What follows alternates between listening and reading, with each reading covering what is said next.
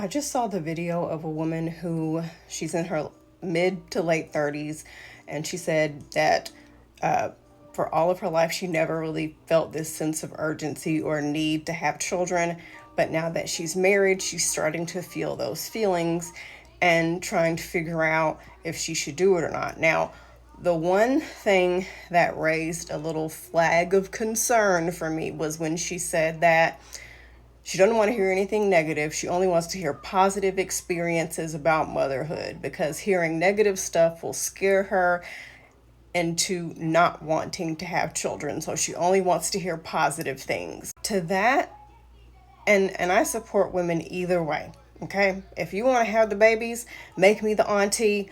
I'll get you exactly what you asked for on your registry. I'll come over, play with the baby for a couple of minutes, take a selfie, and go on about my life. I'm a good auntie, okay? And if you don't want to have children, I also support that. I admire your strength for going against the grain as far as what we're programmed to do as women. I admire you for honoring and sticking with what you want to do. But I will say this, I honestly don't think that you can make a truly educated and informed decision about whether or not to have children unless you hear the good and the bad as well. If you can hear the good and the bad and you roll up your sleeves and you're like, hell, I'm gonna do it anyway, that's a hell yes. I'm ready to be an auntie. But if there's still something that's like, I don't want to hear the negative stuff, I think we should not necessarily not have kids, but maybe take time and kind of unpack that a little bit. You have to weigh the pros and cons about everything. What kind of phone to buy, what kind of car to drive, what area to move to, where you want to work, where you want to live, whether to date someone or to marry someone. You have to take in the good and the bad to help you make the best decision that you can make at that particular moment. When I had my two children, the only thing that I knew about pregnancy was what I had seen on the movies. And everybody had these cute little happy, healthy pregnancies and all the mothers were happy and healthy. So when I struggled with postpartum depression, I thought that I was broken. I thought something was wrong with me because I didn't love this every single minute of every single day. I didn't know about a lot of the things that women have nowadays as far as advocating for themselves.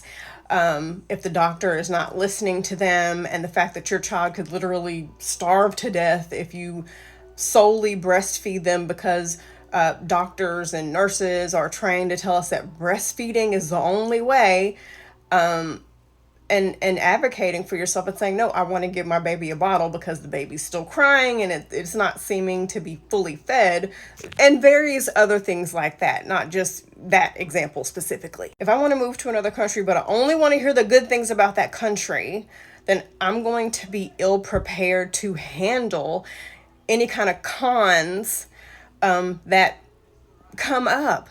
If I'm thinking about marrying someone and I'm only looking about the good, amazing things about them, and I'm not thinking about if certain things might be a red flag or if it's just a regular quirk, I might go on to marry somebody that I'll end up divorcing or find myself in an unfavorable situation. If you buy a house and you don't get that house inspected, you could be in a situation where you're paying heaps and gobs of money to get shit repaired.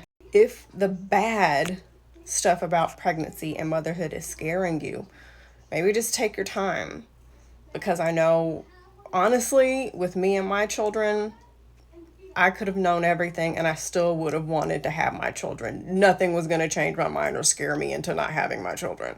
I was going to have them. The most powerful right that we have as of today that a woman can express and that we need to hang on to for dear life is not just the choice to be able to have children, but the choice to not have them, or the choice to wait to have them.